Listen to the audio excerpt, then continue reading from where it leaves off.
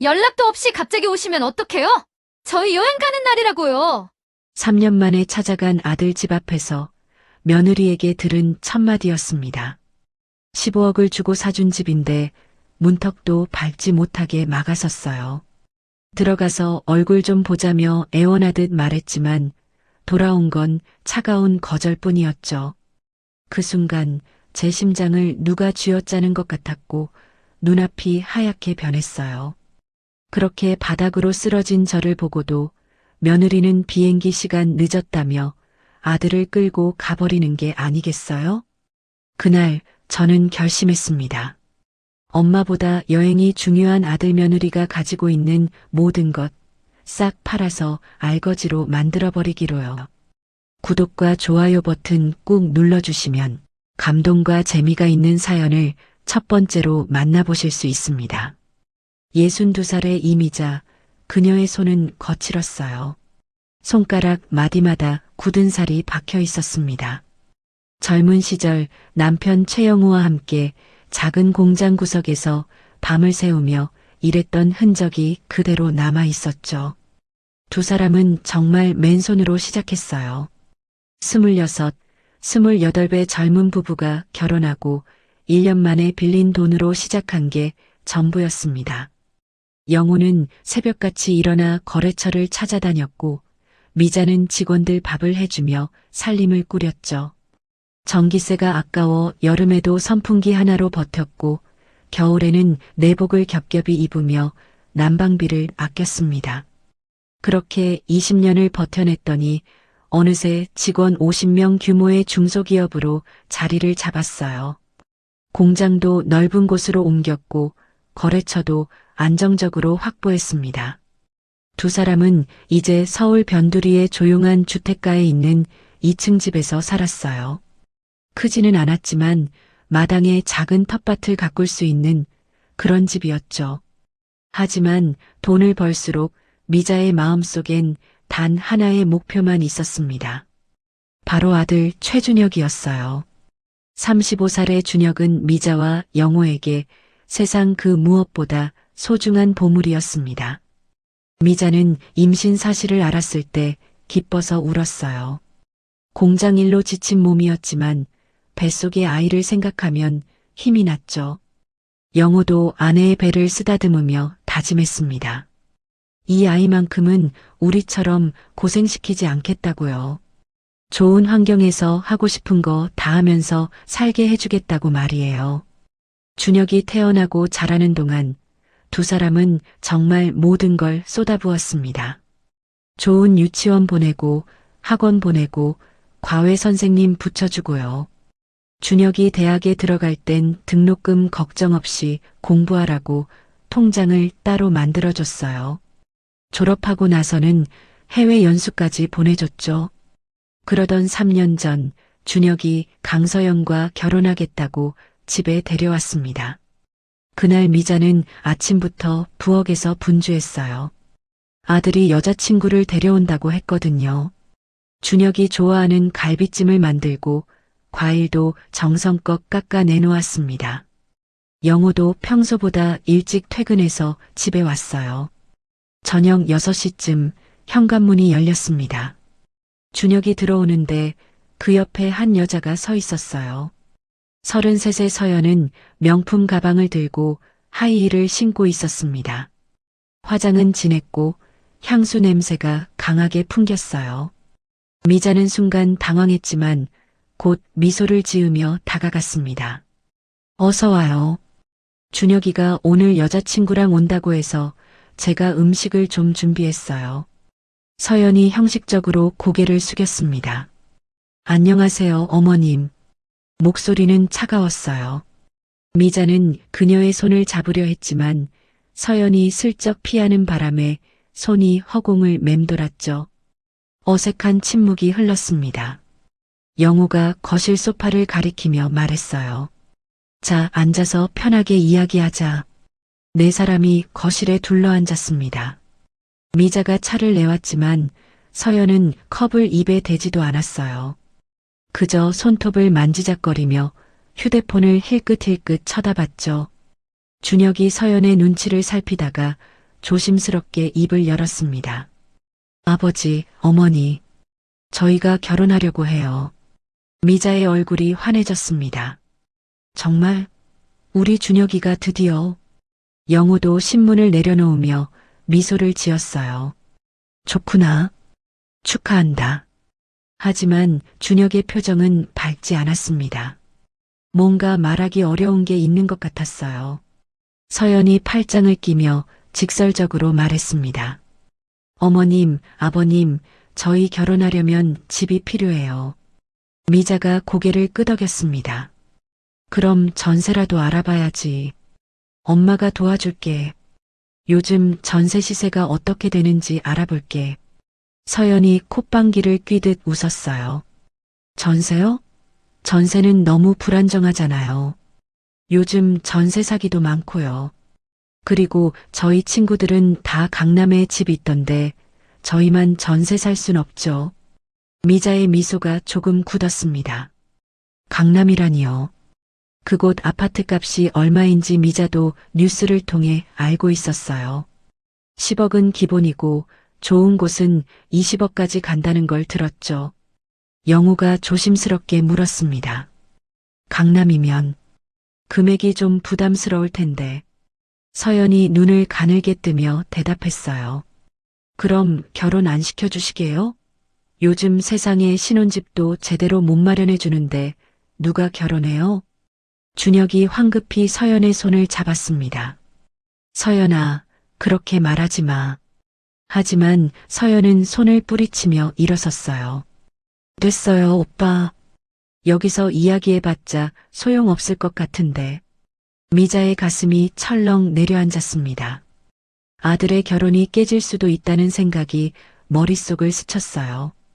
그동안 준혁이 여자친구 한 번 제대로 사귀는 걸 본 적이 없었는데 이제야 결혼한다는 사람이 생겼는데 이대로 보낼 순 없었죠. 미자가 벌떡 일어나며 말했습니다. 아니야, 서연 씨. 앉아요. 우리가 마련해 줄게. 강남으로 알아볼게. 영우가 놀라서 아내를 쳐다봤어요. 하지만 미자는 남편의 눈을 피하며 서연을 바라봤죠. 서연이 다시 소파에 앉으며 능글맞게 웃었습니다. 역시 어머님이 이해가 빠르시네요. 그날 밤 미자와 영호는 침실에서 밤늦게까지 이야기를 나눴습니다. 미자가 이불을 덮으며 한숨을 쉬었어요. 여보, 우리 통장에 얼마나 있지? 영호가 천장을 보며 대답했습니다. 노후 자금 빼면 한 15억 정도. 그럼 그걸로 집을 사줘야겠어. 강남에 괜찮은 곳 알아보자. 영호가 고개를 돌려 아내를 바라봤어요. 그럼 우리 노후는 어떻게 하고? 미자가 남편의 손을 꽉 쥐었습니다. 여보, 우리 준혁이가 행복하면 우리도 행복한 거 아니야?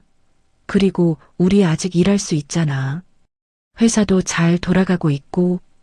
걱정 마. 영호는 더 이상 말하지 않았습니다. 아내의 결심을 알았으니까요. 사실 그도 아들이 결혼 못하는 걸 원치 않았어요. 며느리가 마음에 들진 않았지만 준혁이 좋아한다면 어쩔 수 없다고 생각했죠. 다음 날부터 두 사람은 부동산을 돌아다녔습니다. 강남의 여러 아파트를 봤어요. 서연이 원하는 곳은 역세권에 있는 최고급 단지였죠. 계약서에 도장을 찍을 때 미자는 손이 얼마나 떨렸는지 몰라요. 15억이라는 돈이 한순간에 사라지는 거였으니까요.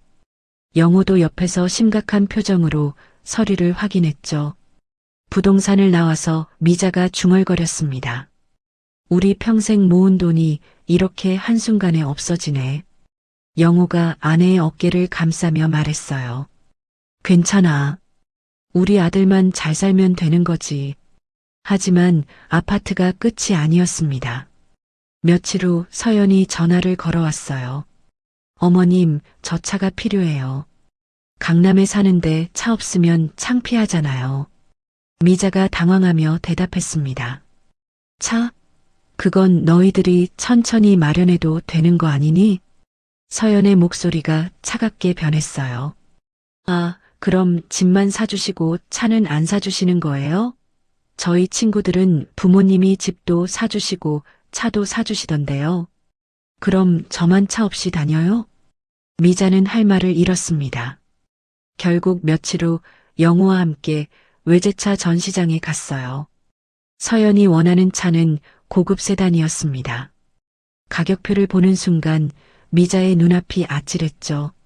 하지만 이미 여기까지 온 마당에 뒤로 물러설 순 없었어요. 이걸로 할게요. 미자가 떨리는 목소리로 말했습니다. 결국 부부는 강남의 최고급 아파트 한 채와 외제 고급 세단을 현금으로 구매했습니다. 미자와 영호가 노후를 위해 모아둔 돈의 거의 대부분이 사라졌어요. 통장에 찍힌 잔액이 순식간에 줄어드는 걸 보면서도 미자는 괜찮다고, 아들이 행복하면 그걸로 충분하다고 되뇌었죠. 결혼식은 화려했습니다. 서연의 주도 아래 서울 시내 최고급 호텔에서 치렀어요. 하객들도 많았고 식사 비용도 어마어마했죠. 미자와 영호는 조용히 한쪽 구석에 서서 아들이 행복해하는 모습을 지켜봤습니다. 그걸로 충분하다고 생각했어요. 하지만 이상한 일이 벌어졌습니다.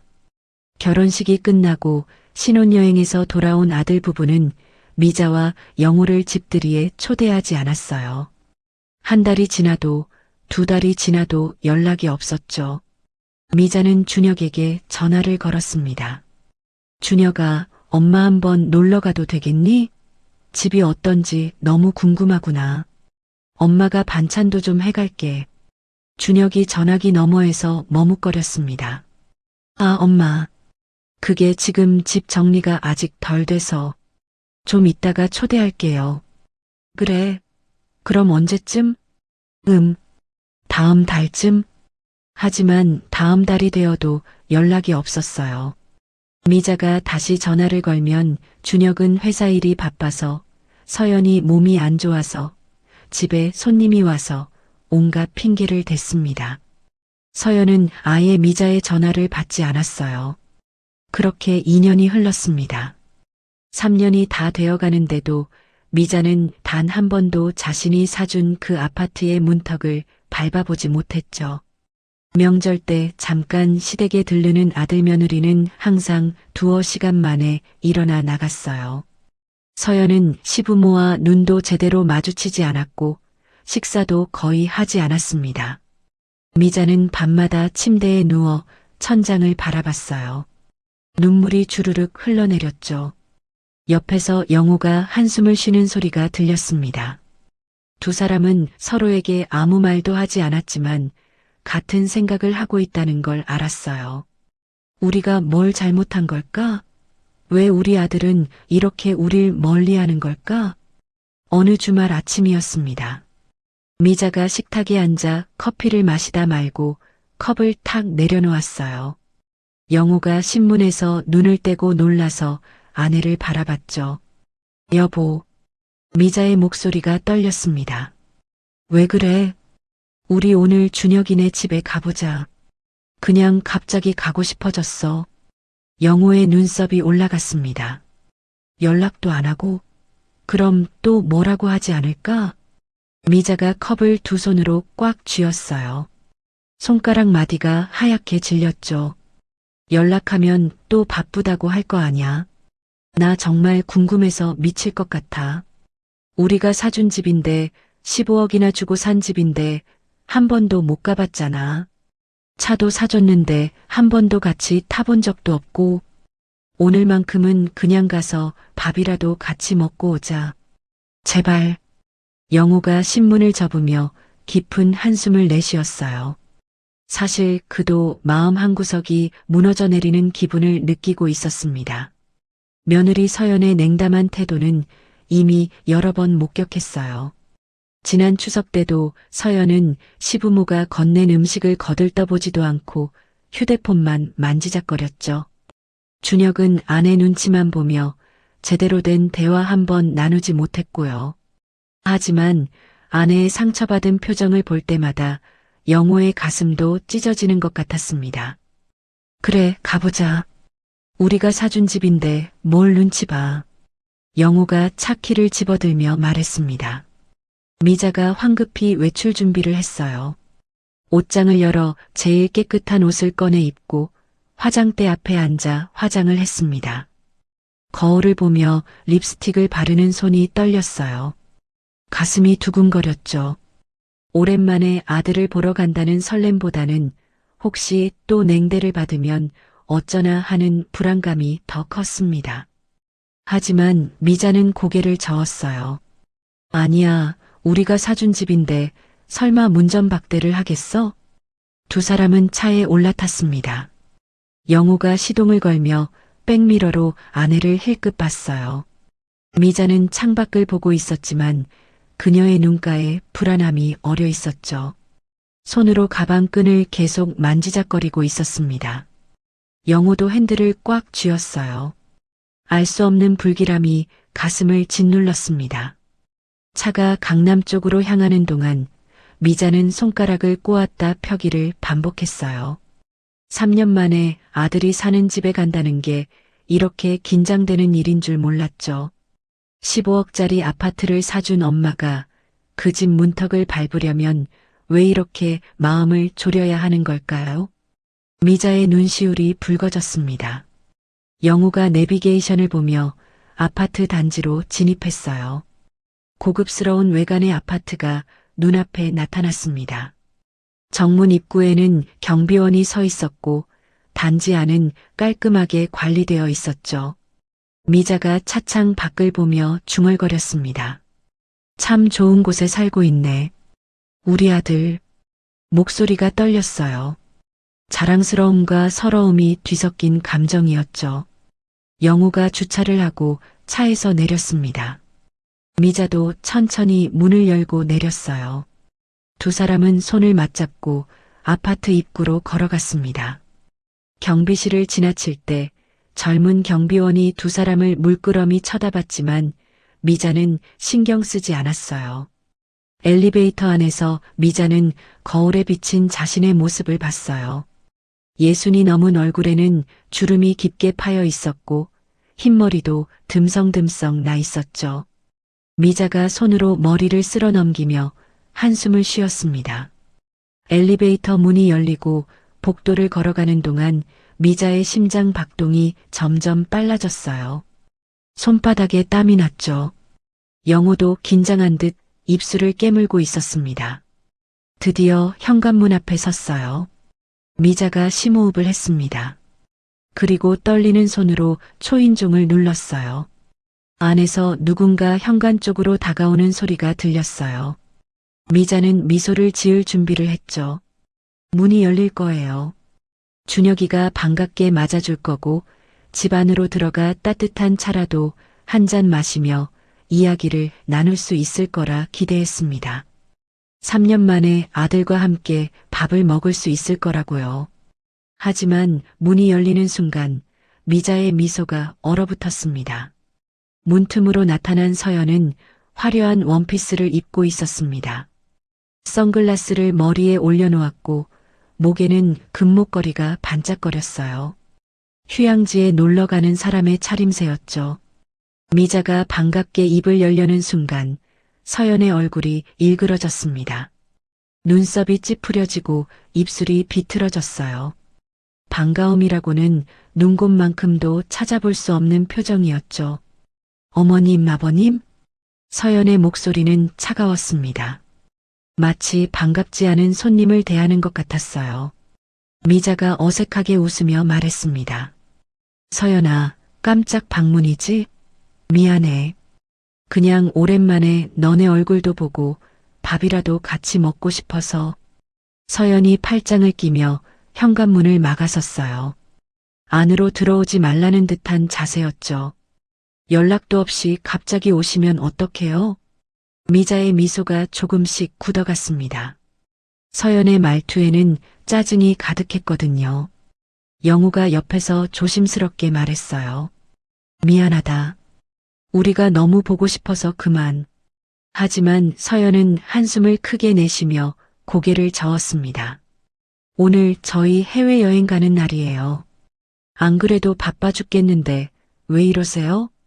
그 순간 미자의 가슴이 철렁 내려앉았어요. 안에서 준혁의 목소리가 들렸습니다. 서연아, 누구야?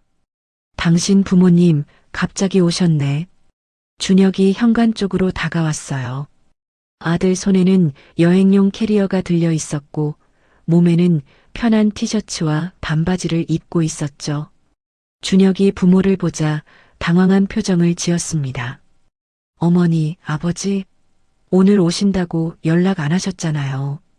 미자가 떨리는 목소리로 대답했어요. 그냥 너무 보고 싶어서 우리 얼굴 좀 보고 가도 안 되겠니? 준혁이 서연을 힐끗 쳐다봤습니다. 서연이 시계를 확인하며 차갑게 말했어요. 비행기가 오후 2시인데 지금 11시예요. 공항 가려면 지금 당장 나가야 하는데 시간이 없다고요. 미자는 할 말을 잃었습니다. 자신이 15억을 주고 사준 집 앞에서 며느리에게 시간이 없다는 말을 듣고 있었어요. 영우가 한 걸음 앞으로 나서며 말했죠. 그럼 우리 그냥 잠깐만이라도 차 한 잔만 마시고 갈게. 서연이 코웃음을 쳤습니다. 차 한 잔? 지금 저희가 그럴 시간이 어디 있어요? 캐리어도 마저 싸야 하고 택시도 불러야 하는데. 그 말을 하면서 서연은 현관문을 더 좁게 열었어요.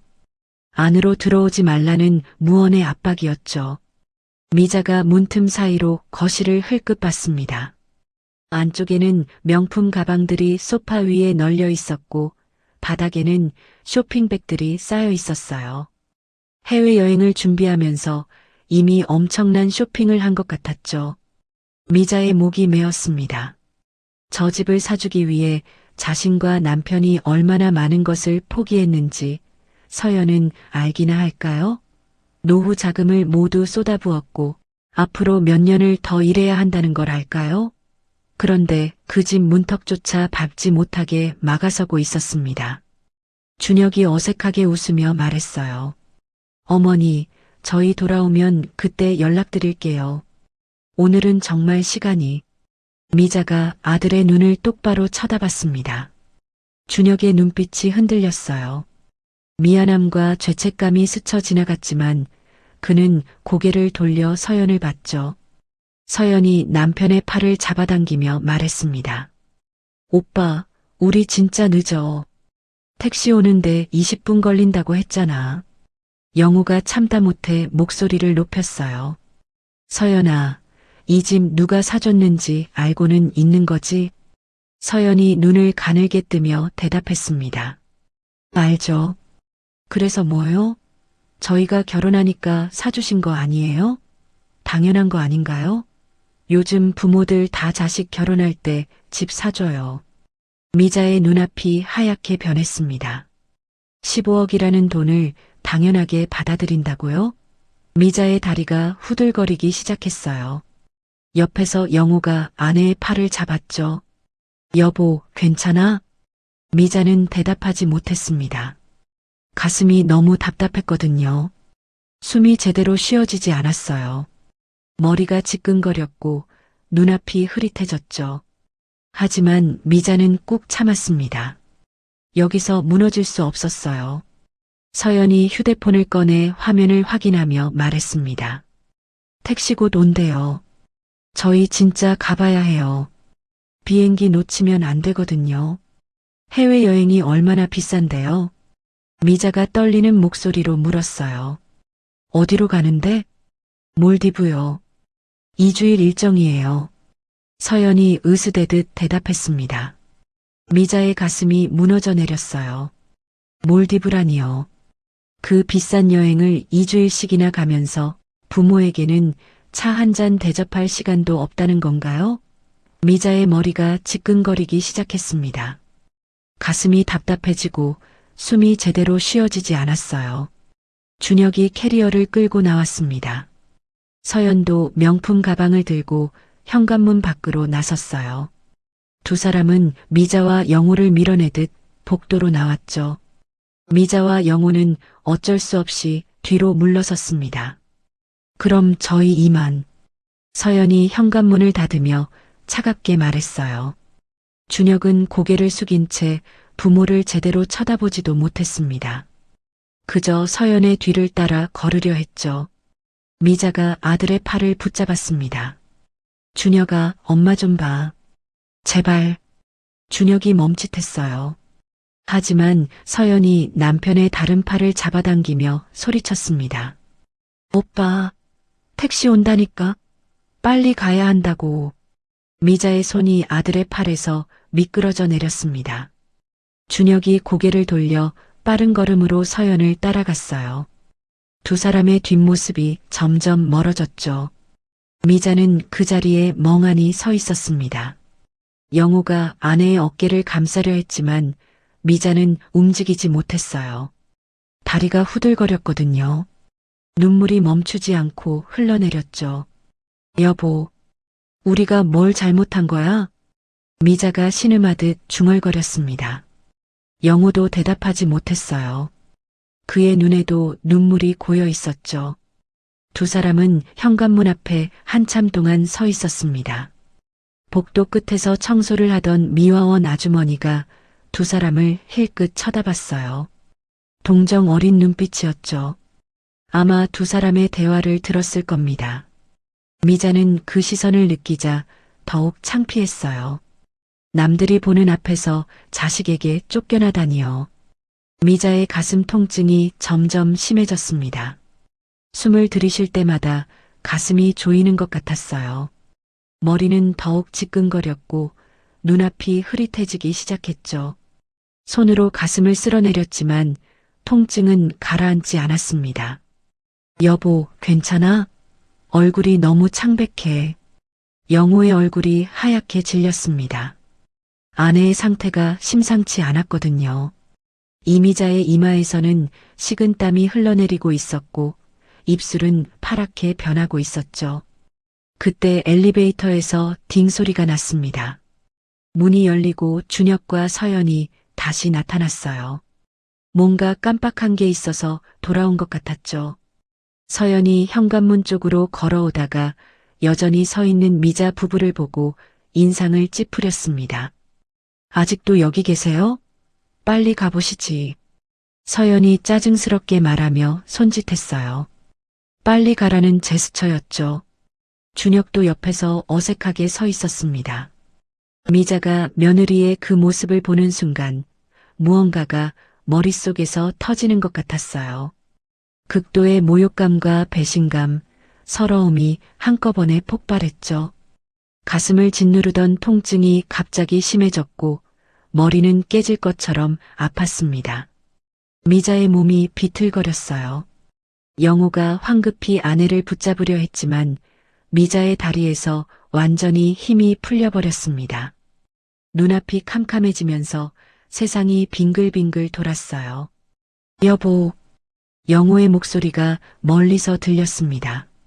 미자는 그 소리에 대답하려 했지만 입이 떨어지지 않았어요. 몸이 앞으로 쏠리면서 중심을 잃었죠. 미자의 몸이 바닥에 쓰러지는 소리가 복도에 울려 퍼졌습니다. 그녀의 머리가 차갑고 딱딱한 대리석 바닥에 부딪혔어요. 팔은 힘없이 옆으로 펼쳐졌고 다리는 비틀린 채로 꺾여 있었죠. 여보, 여보. 영호가 아내의 이름을 부르며 절규했습니다. 그는 무릎을 꿇고 미자의 몸을 흔들었어요. 하지만 미자는 눈을 감은 채 미동도 하지 않았죠. 얼굴은 새하얗게 질려 있었고 입술은 파랗게 변해 있었습니다. 이마에서는 식은땀이 줄줄 흘러내렸어요. 영호의 손이 부들부들 떨렸습니다. 아내의 맥박을 확인하려 손목을 잡았지만 너무 당황한 나머지 제대로 느껴지지 않았어요. 영호는 준혁과 서연을 올려다봤습니다. 눈에는 눈물이 그득 고여 있었죠. 준혁아, 빨리 병원에 가야 해. 엄마가 이렇게 쓰러졌잖아. 영호의 목소리는 절박했습니다. 준혁이 멈칫하며 서 있었어요. 그의 얼굴에는 당황스러움과 두려움이 뒤섞여 있었죠. 쓰러진 어머니를 보는 그의 눈빛이 흔들렸습니다. 어머니, 준혁이 한 걸음 앞으로 나서려 했어요. 하지만 그때 서연이 준혁의 팔을 확 잡아당겼습니다. 손톱이 파고들 정도로 강하게 쥐었죠. 오빠, 지금 뭐 하는 거야? 서연의 목소리는 차가웠습니다. 준혁이 아내를 쳐다봤어요. 서연아, 그래도 엄마가 쓰러졌는데. 서연이 시계를 확인하며 싸늘하게 말했습니다. 비행기 시간 늦으면 안 돼. 비행기 탑승 마감 시간은 칼이라고. 영우가 믿을 수 없다는 표정으로 며느리를 쳐다봤습니다. 서연아, 지금 네 시어머니가 이렇게 쓰러져 있는데 무슨 소리를 하는 거냐? 서연이 어깨를 으쓱하며 대답했어요. 아버님이 119 부르시면 되잖아요. 저희까지 여기 있어봤자 도움 안 돼요. 저희는 의사도 아니고요. 영호의 얼굴이 울그락불그락 변했습니다. 분노와 충격이 뒤섞인 표정이었어요. 그는 아들을 똑바로 쳐다봤죠. 준혁아, 네가 이럴 거냐? 네 엄마가 지금 죽어가고 있는데. 준혁의 입술이 파르르 떨렸습니다. 그는 바닥에 쓰러진 어머니를 내려다봤어요. 어머니의 얼굴은 점점 더 창백해지고 있었고 호흡은 얕고 가빠졌죠. 준혁의 눈에 눈물이 맺혔습니다. 아버지, 저는... 하지만 서연이 준혁의 말을 끊었습니다. 저희는 이만 갈게요. 구급차 부르시면 될 거예요. 서연이 준혁의 팔을 더욱 세게 잡아당겼어요. 준혁은 망설였지만 결국 아내를 따라 몸을 돌렸습니다. 영우가 소리쳤죠. 준혁아, 야, 이 자식아. 하지만 준혁은 고개를 돌리지 않았습니다. 서연이 캐리어를 끌며 빠른 걸음으로 엘리베이터 쪽으로 향했고 준혁도 그 뒤를 따라갔어요. 영우는 쓰러진 아내를 안고서 아들의 뒷모습을 바라봤습니다. 분노와 절망, 배신감이 가슴을 찢어놓았죠. 엘리베이터 문이 열리자 서연이 먼저 들어가고 준혁이 따라 들어갔어요. 영우는 혼자 남았습니다. 그는 아내를 꼭 안으며 주머니에서 휴대폰을 꺼냈어요. 손이 너무 떨려서 숫자를 제대로 누르기 힘들었죠. 눈물이 핸드폰 화면에 뚝뚝 떨어졌습니다. 여보, 정신 차려. 제발. 영우가 떨리는 목소리로 말했습니다. 하지만 미자는 대답하지 않았어요. 그저 얕은 숨만 몰아쉬고 있었죠. 그때 복도 끝에서 누군가 달려오는 발소리가 들렸습니다. 젊은 남자였어요. 28살쯤 되어 보이는 경비복을 입은 남자였죠. 그가 숨을 헐떡이며 영우 옆에 무릎을 꿇었습니다. 저 괜찮으세요? 제가 경비실에서 CCTV로 보고 뛰어왔어요. 젊은 경비원 김민수였습니다. 그는 몇 분 전부터 경비실 모니터로 이 모든 상황을 지켜보고 있었어요. 노부부가 아들 부부에게 문전박대당하는 모습, 며느리의 차가운 태도, 그리고 노인이 쓰러지는데도 아들 부부가 그냥 떠나는 끔찍한 장면을 모두 봤죠. 민수는 즉시 119에 전화를 걸었습니다. 그리고 경비실을 박차고 나와 23층까지 계단으로 뛰어 올라온 거예요. 엘리베이터를 기다릴 시간이 없었거든요. 제가 벌써 119 불렀습니다. 곧 올 거예요. 민수가 영호에게 말했습니다. 그는 미자의 상태를 확인했어요. 맥박은 미약하지만 뛰고 있었고 호흡도 있었습니다. 하지만 의식은 완전히 없었죠. 좀 옆으로 눕혀드려야 할 것 같아요. 민수가 조심스럽게 미자의 자세를 바꿔줬습니다. 회복 자세로 눕혀서 기도가 막히지 않도록 했어요. 영우는 그저 아내의 손을 꽉 쥐고 있었죠. 여보, 조금만 버텨. 구급차 온대. 영우의 목소리는 떨렸습니다. 민수가 영우의 어깨를 가볍게 두드렸어요. 괜찮을 겁니다.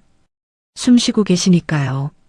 하지만 민수의 얼굴에도 걱정이 가득했습니다. 미자의 얼굴색이 너무 안 좋았거든요. 입술은 파랗게 질려 있었고 땀이 계속 흘러내렸어요. 뇌출혈이나 심장마비 같은 심각한 상황일 가능성이 높았죠. 멀리서 사이렌 소리가 들리자 민수가 벌떡 일어났습니다. 제가 아래로 내려가서 안내할게요. 여기 계세요. 민수가 다시 계단으로 뛰어내려갔습니다. 영호는 혼자 남아 아내를 안고 있었어요. 그의 머릿속에는 온갖 생각이 스쳐 지나갔죠. 아내가 죽으면 어떡하지? 아들은 왜 저렇게 변한 걸까? 우리가 뭘 잘못한 거지? 눈물이 멈추지 않고 흘러내렸습니다. 영호는 아내의 손을 입술에 갖다 댔어요. 미안해, 여보. 내가 당신을 지켜주지 못했어. 미안해. 영호가 흐느끼며 말했습니다. 몇 분 후 구급대원들이 들것을 들고 복도로 뛰어왔습니다. 민수가 그들을 안내했어요. 구급대원들이 재빠르게 미자의 상태를 확인했죠. 혈압 떨어져 있고 맥박 약합니다. 빨리 병원 가야겠어요. 구급대원이 동료들에게 지시했습니다. 그들은 미자를 들것에 조심스럽게 올렸어요. 영호가 옆에서 아내의 손을 놓지 않으려 했죠. 1층에 도착해서 구급차로 향했습니다. 아파트 주민들이 하나둘 모여들어 구경했어요. 수군거리는 소리가 들렸죠. 저 할머니 무슨 일 있으신가 봐. 이게 무슨 일이야? 영호는 그런 소리들을 신경 쓸 겨를이 없었습니다. 아내만 살면 그만이었어요. 구급대원들이 미자를 구급차에 싣고 영호도 함께 탔죠. 민수가 구급차 문을 닫기 전에 영호에게 말했습니다. 어르신, 제 연락처 드릴게요. 혹시 필요하신 거 있으면 연락 주세요. 민수가 명함을 꺼내 영호에게 건넸어요. 영호가 떨리는 손으로 명함을 받았습니다. 고맙네. 정말 고마워. 영호의 목소리는 갈라졌습니다. 구급차 문이 닫히고 사이렌을 울리며 출발했어요. 민수는 그 자리에 서서 구급차가 멀어지는 모습을 지켜봤습니다. 그의 가슴 속에는 분노가 끓어오르고 있었어요. 아까 CCTV로 봤던 장면이 계속 머릿속에 맴돌았죠. 어머니가 쓰러졌는데도 여행을 가겠다고 떠난 아들 부부의 모습이요. 특히 며느리의 차가운 눈빛과 말투가 잊혀지지 않았습니다. 민수는 다시 경비실로 향했어요. 그는 컴퓨터 앞에 앉아 CCTV 영상을 다시 확인했습니다. 23층 복도의 영상이었죠. 노부부가 도착해서 초인종을 누르는 장면, 며느리가 문을 열고 차갑게 대하는 장면, 아들 부부가 떠나는 장면, 그리고 할머니가 쓰러지는 장면까지 모든 게 선명하게 담겨 있었습니다. 민수는 이 영상이 언젠가 필요할 거라는 예감이 들었어요. 그는 USB를 컴퓨터에 꽂고 영상을 복사하기 시작했습니다. 파일이 저장되는 동안 민수는 화면 속 젊은 부부를 노려봤죠. 정말 끔찍한 인간들이야. 민수가 중얼거렸습니다. 그는 이런 비정한 사람들을 본 적이 없었어요. 아무리 바빠도 아무리 여행이 중요해도 부모가 쓰러졌는데 그냥 가버린다니요. 영상 복사가 끝났습니다. 민수는 USB를 빼서 자신의 사물함에 조심스럽게 보관했어요. 언젠가 이 영상이 필요한 날이 올 거라고 확신했죠. 한편 구급차 안에서는 구급대원이 계속 미자의 상태를 체크했어요. 혈압, 맥박, 호흡을 모니터링했죠. 보호자분, 환자분이 어떻게 쓰러지셨어요? 구급대원이 물었습니다. 영호가 떨리는 목소리로 대답했어요. 아들네 집에 갔다가 문전박대를 당하고 그래서 영호는 말을 잇지 못했습니다. 목이 메어서 더 이상 말할 수 없었죠. 구급대원이 고개를 끄덕였어요. 극심한 스트레스로 인한 뇌출혈이나 심장마비일 가능성이 있습니다. 빨리 병원 가서 CT 찍어봐야 할 것 같아요. 영호의 얼굴이 하얗게 질렸습니다. 뇌출혈이라니요. 아내가 그렇게 심각한 상태라니요. 영호는 아내의 창백한 얼굴을 내려다봤어요. 미자는 여전히 의식이 없었죠.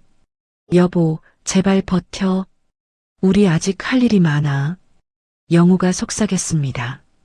하지만 미자는 아무 반응도 보이지 않았어요. 구급차가 병원 응급실에 도착했습니다. 의료진들이 대기하고 있었어요. 이미자를 들것째 응급실로 실어 날랐죠. 영호가 뒤따라갔지만 간호사가 그를 막았습니다. 보호자분은 여기서 대기해 주세요. 지금 응급처치 들어갑니다. 영호는 할 수 없이 응급실 밖 의자에 주저앉았어요. 그는 두 손으로 얼굴을 감쌌습니다. 눈물이 손가락 사이로 흘러내렸죠. 시간이 얼마나 지났을까요? 의사가 나왔습니다. 영호가 벌떡 일어나 의사에게 달려갔어요. 제 아내는 어떻습니까? 의사가 심각한 표정으로 말했습니다. 지금 CT 찍고 있습니다. 뇌출혈로 보이는데 정확한 진단은 결과 나와봐야 알 수 있습니다. 일단 상태가 위중합니다. 영호의 다리가 후들거렸습니다. 그는 다시 의자에 주저앉았어요. 손으로 머리를 감싸쥐었죠. 그 순간 영호의 머릿속에 아들의 얼굴이 떠올랐습니다. 엘리베이터 문이 닫히기 직전 뒤돌아보던 준혁의 눈빛이요. 그리고 그 옆에서 남편의 팔을 잡아 끌던 며느리의 차가운 표정이요. 영호의 가슴 속에서 무언가가 타올랐습니다. 분노였어요. 아니, 분노를 넘어선 무언가였죠. 배신감, 증오, 그리고 복수심이었습니다. 영호는 주먹을 불끈 쥐었어요. 손톱이 손바닥에 파고들었지만 아프지 않았습니다. 그의 눈빛이 변했죠. 아내가 죽기라도 한다면 그때는 절대 이대로 두지 않을 거였습니다. 사흘이 지났습니다. 영호는 그 사흘 동안 병원을 단 한 발짝도 떠나지 않았어요. 중환자실 앞 딱딱한 의자에서 잠을 청했고 병원 매점에서 파는 김밥으로 끼니를 때웠죠. 면회 시간이 되면 중환자실로 들어가 아내의 손을 잡았습니다. 하지만 미자는 여전히 의식이 없었어요. 의사들이 수시로 들락날락했습니다. 검사 결과를 확인하고 약물을 조정하고 모니터를 체크했죠. 영호는 그때마다 의사들에게 물었어요. 제 아내는 괜찮아지는 겁니까? 의사들은 조심스럽게 대답했습니다. 지켜봐야 합니다. 일단 고비는 넘겼지만 아직 예단하기 이릅니다. 영호는 그 말을 들을 때마다 가슴이 무너져 내렸어요. 아내가 깨어나지 못하면 어떡하지? 그런 생각만 해도 눈앞이 캄캄했죠. 준혁에게서는 단 한 통의 연락도 오지 않았습니다. 영호는 아들에게 전화를 걸지 않았어요. 걸고 싶지 않았죠. 아니, 걸 수도 없었습니다. 분노와 배신감이 목구멍까지 차올라서 아들의 목소리를 들을 자신이 없었거든요. 사흘째 되던 날 오후 담당 의사가 영호를 찾아왔습니다. 의사의 얼굴에 희미한 미소가 떠올라 있었어요. 환자분 의식이 돌아오고 있습니다. 곧 일반 병실로 옮길 수 있을 것 같습니다. 영호가 벌떡 일어났습니다. 정말입니까? 의사가 고개를 끄덕였어요. 네, 다행히 큰 후유증 없이 회복되고 있습니다. 하지만 앞으로 절대 스트레스를 받으시면 안 됩니다. 이번처럼 극심한 정신적 충격은 재발로 이어질 수 있습니다. 영호의 눈에 눈물이 핑 돌았습니다. 감사함과 안도감이 한꺼번에 밀려왔죠. 그는 의사에게 고개를 숙였어요. 감사합니다, 선생님. 정말 감사합니다. 당일 저녁 미자는 일반 병실로 옮겨졌습니다. 영호가 침대 옆 의자에 앉아 아내의 손을 잡았어요. 미자는 천천히 눈을 떴습니다. 천장의 하얀 조명이 눈에 들어왔죠. 여보. 미자가 가늘게 중얼거렸습니다. 목소리는 쉬어 있었어요. 영호가 아내의 손을 꽉 쥐며 말했습니다. 여보, 정신 차렸어? 괜찮아? 미자가 천천히 고개를 돌려 남편을 바라봤어요. 영호의 얼굴은 수척해져 있었습니다. 사흘 동안 제대로 씻지도 먹지도 못한 티가 역력했죠. 턱에는 수염이 덥수룩하게 자라 있었고 눈 밑에는 다크서클이 깊게 패여 있었어요. 여기가 병원? 응, 병원이야. 당신 쓰러졌었어. 미자의 기억이 천천히 돌아왔습니다. 아들 집 앞, 며느리의 차가운 얼굴, 떠나는 준혁의 뒷모습, 그리고 쓰러지던 순간까지요. 미자의 눈빛이 변했어요.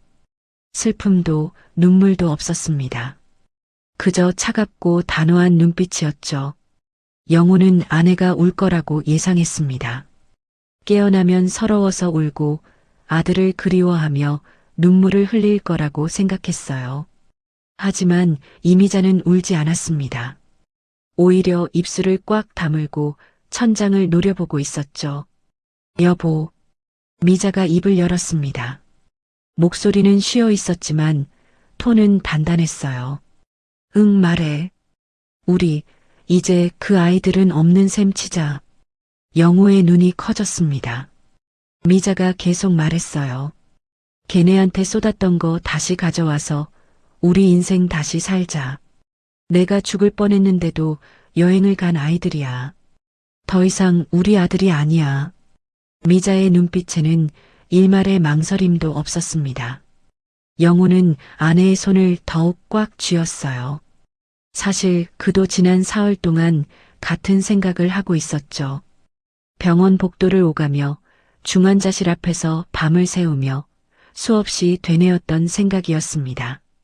나도 같은 생각이야. 영호가 낮게 말했습니다.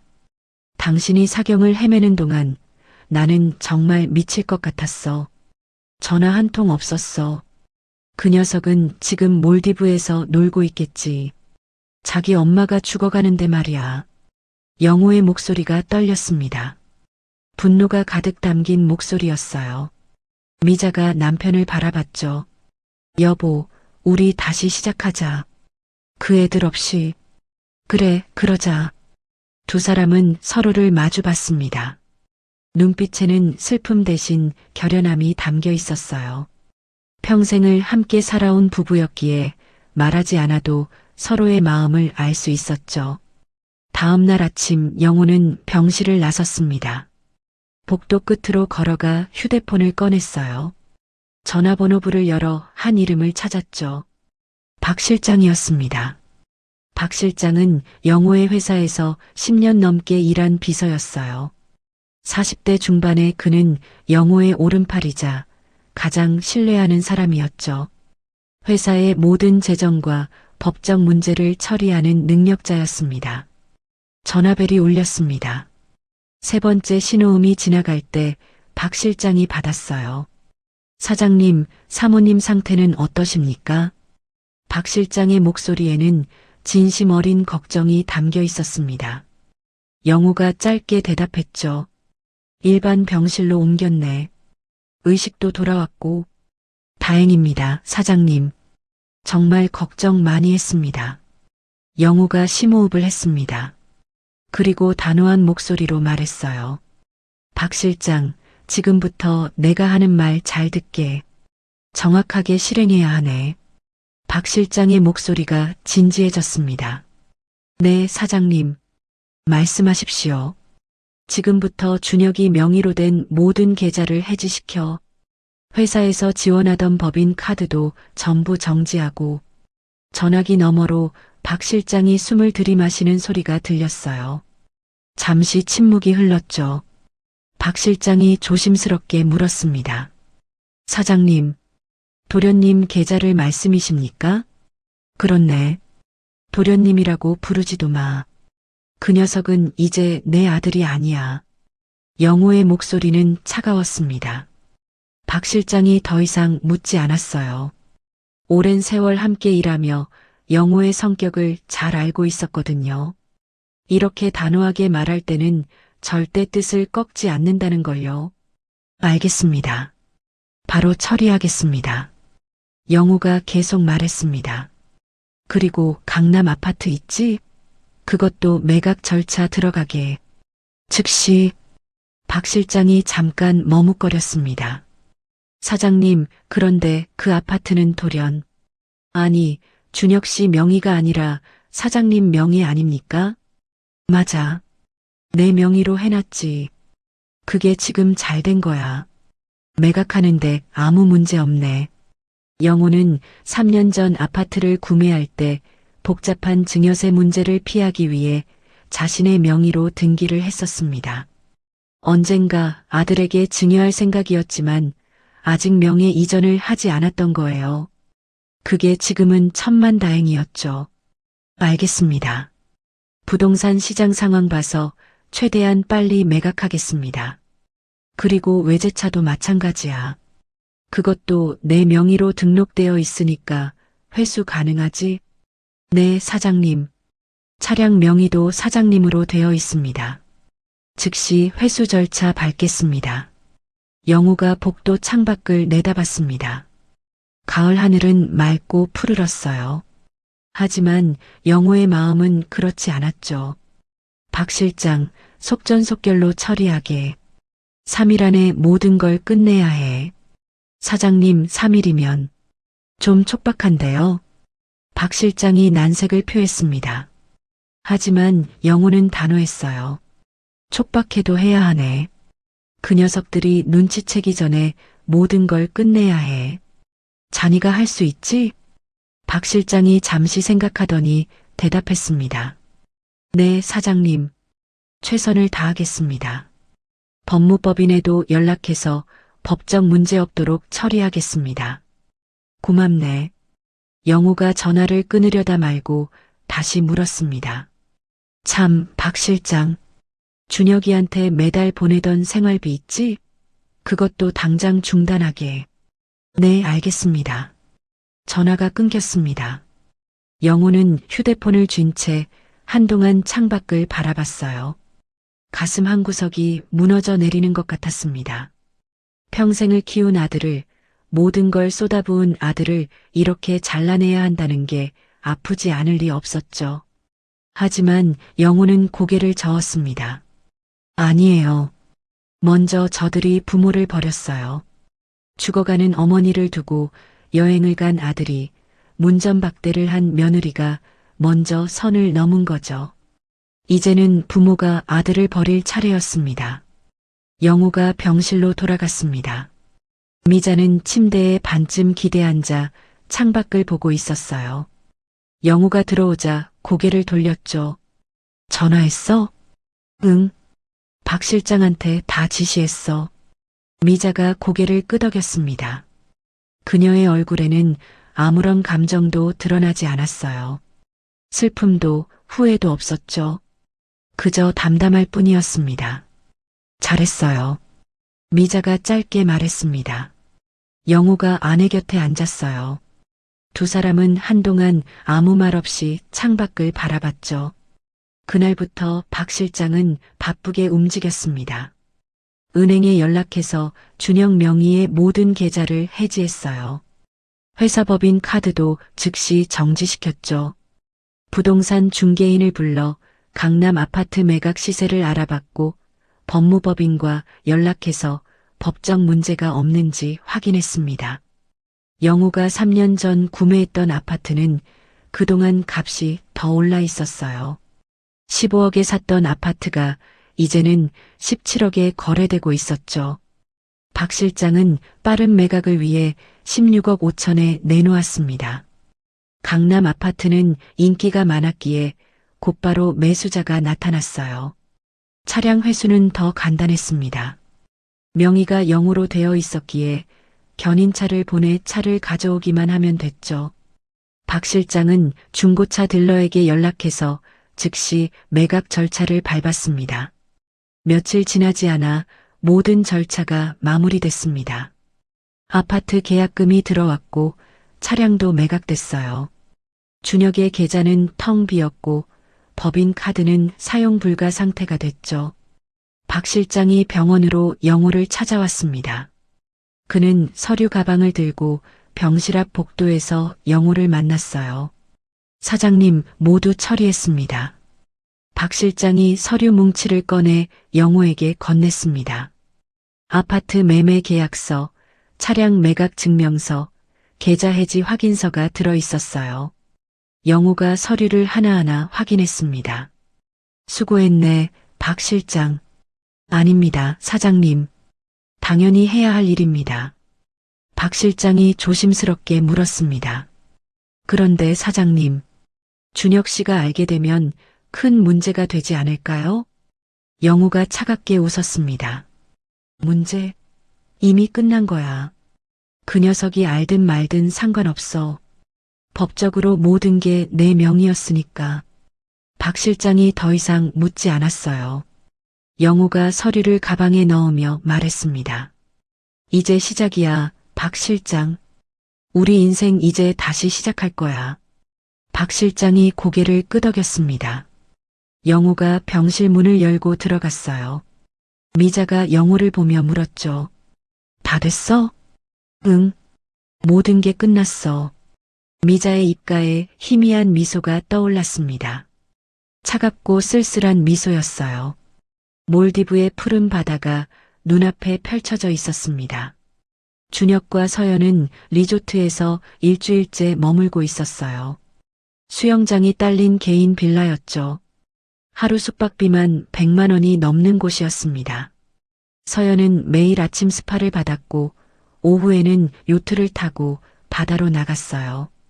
준혁도 처음에는 여행을 즐겼습니다. 하지만 준혁의 마음 한구석에는 계속 어머니의 모습이 떠올랐어요. 현관 앞에서 쓰러지던 어머니, 자신을 부르던 아버지의 목소리가 귓가에 맴돌았죠. 밤에 잠을 자려고 하면 그 장면이 생생하게 되살아났습니다. 오빠, 왜 그래? 얼굴이 안 좋아.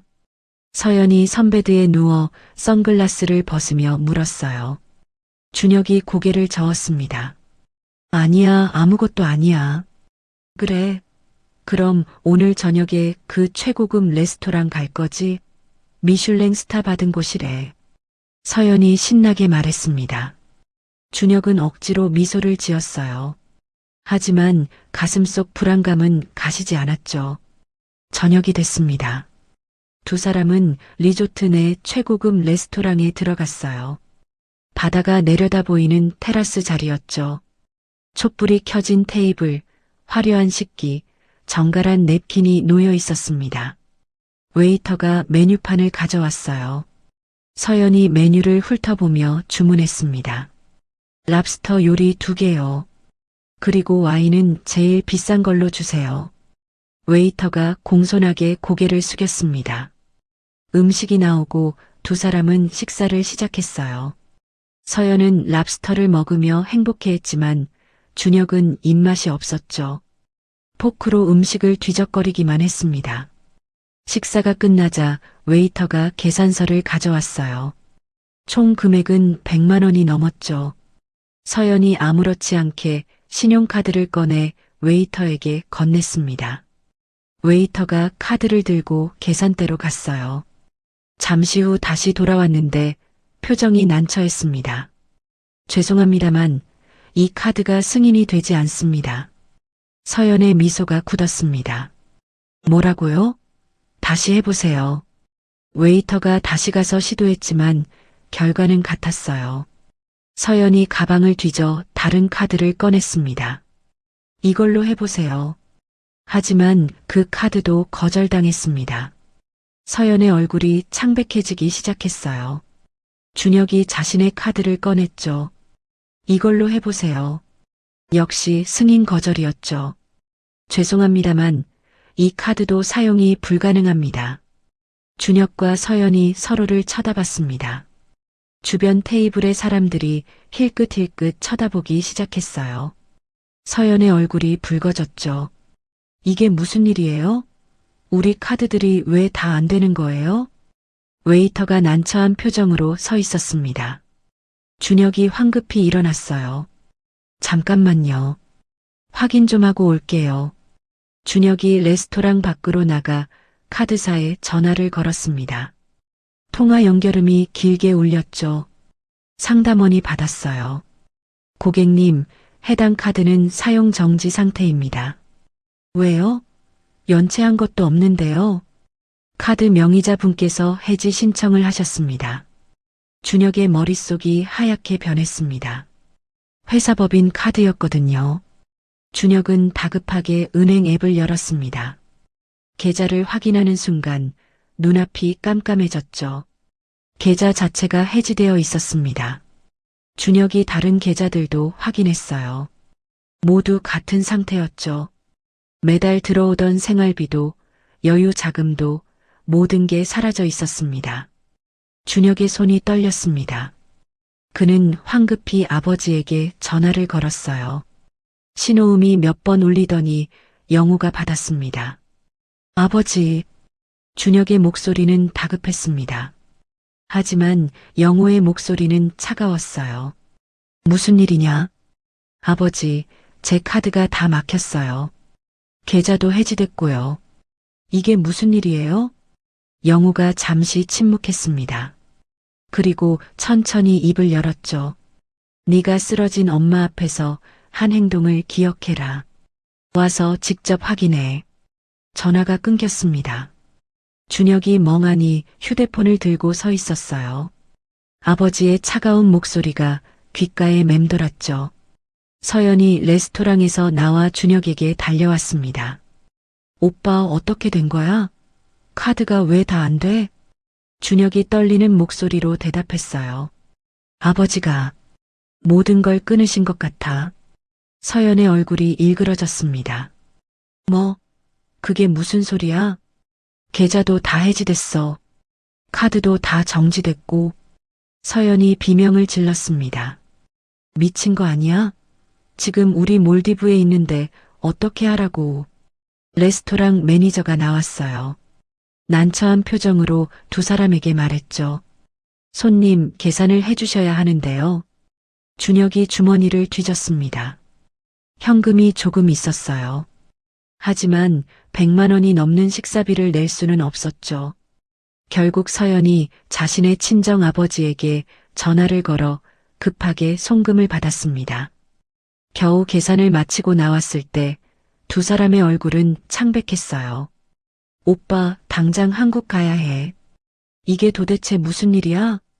서연이 소리쳤습니다. 준혁도 고개를 끄덕였어요. 두 사람은 황급히 리조트로 돌아가 짐을 싸고 다음날 첫 비행기를 타고 귀국했습니다. 비행기 안에서 준혁은 계속 아버지의 말을 되새겼어요. 그 말의 의미가 무엇일까요? 준혁의 가슴이 불안으로 가득 찼죠. 인천공항에 도착했습니다. 두 사람은 서둘러 택시를 잡아 타고 부모님 집으로 향했어요. 차 안에서 서연이 계속 투덜거렸습니다. 이해가 안 돼. 왜 갑자기 이러시는 거야? 우리가 뭘 잘못했다고. 준혁은 대답하지 않았습니다. 그의 머릿속에는 현관 앞에서 쓰러지던 어머니의 모습이 계속 떠올랐거든요. 택시가 부모님 집 앞에 도착해 차에서 내리는 순간 입이 떡 벌어졌어요. 대문 앞에 매매 완료라고 쓰인 빨간 팻말이 붙어 있었거든요. 뭐야, 저게? 서연이 중얼거렸습니다. 문을 열고 들어가려 했지만 문은 굳게 닫혀 있었죠. 준혁이 담을 넘어 마당으로 들어가 보니 집은 텅 비어 있었습니다. 거실의 소파도 식탁도 장식장도 모두 사라졌어요. 벽에 걸려있던 가족 사진도 없었죠. 준혁이 방 안으로 들어갔습니다.